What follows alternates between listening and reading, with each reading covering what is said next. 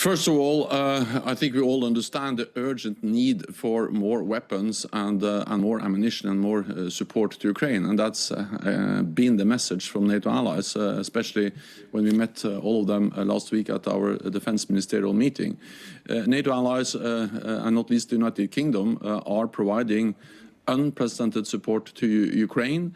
Now we are also providing more armor, battle tanks, but also advanced air defense systems, and also a lot of ammunition. And I think we need to understand that it's not only about providing new systems, but also ensuring that all the systems, all the weapons which are already there, get sufficient ammunition, spare parts, maintenance, so they can function and work as they should. We need to ensure that Ukraine gets the support it needs to prevail and to push back the Russian invaders.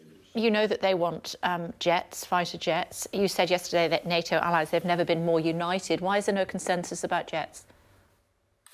What we have seen is that the support we provide has evolved as the war has evolved. In the beginning, it was enormously important, or the main focus was on light anti-tank weapons, and then later on artillery, more long-range fires like the HIMARS, and then air defense systems, including advanced systems, and now more the heavy armor. The challengers from the United Kingdom, but also infantry fighting vehicles from many countries, and Leopard battle tanks. So we will continue to consult on exactly what type of additional systems allies will provide. But again, we have to remember that not only discussing what kind of new systems, it is extremely important to also ensure that all the systems which are already there get an enormous amount of ammunition, of spare parts and maintenance to be able to operate as they should. That's perhaps the most urgent need to sustain all the systems which are already in place. Yeah, I mean, surely that's a given, though. I mean, why send them unless you can back them up with what's needed?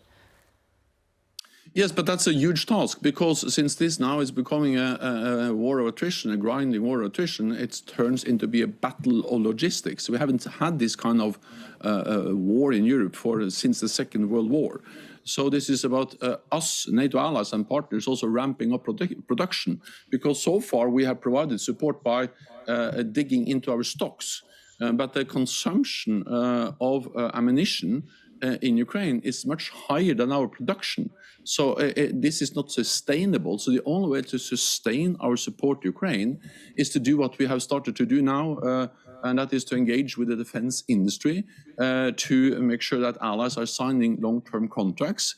I met with Foreign Minister Kuleba in Brussels earlier this week, and we discussed how we can work also with the Ukrainian defense industry to ramp up production of basic things like shells for the artillery, which is already in Ukraine. So it's a huge task to sustain with spare parts, ammunition, maintenance of all the types of weapons which are already in place in Ukraine.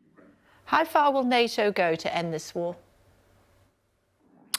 We will stand by Ukraine for as long as it takes. I met with President Biden and what we call the B9 leaders, also leaders of the NATO allies in the eastern part of the alliance, yesterday in Warsaw. And the message from them, as it is from all NATO allies, is that we cannot allow Putin to win in Ukraine. That will be a tragedy for the Ukrainians, but it will also be dangerous for us. It will send a message to President Putin and to other authoritarian leaders that when they use military force, they get what they want, and that will make the world more dangerous and us more vulnerable. So it's in our NATO allies' security interest to ensure that President Putin doesn't win in Ukraine. Yeah, what Ukraine wants is membership of NATO. Can they have it? Well, NATO's position is unchanged. Ukraine will become a member of NATO, but the main focus now is, of course, to ensure that Ukraine prevail as a sovereign, independent nation in Europe, because without that, there's no issue of discussing a membership.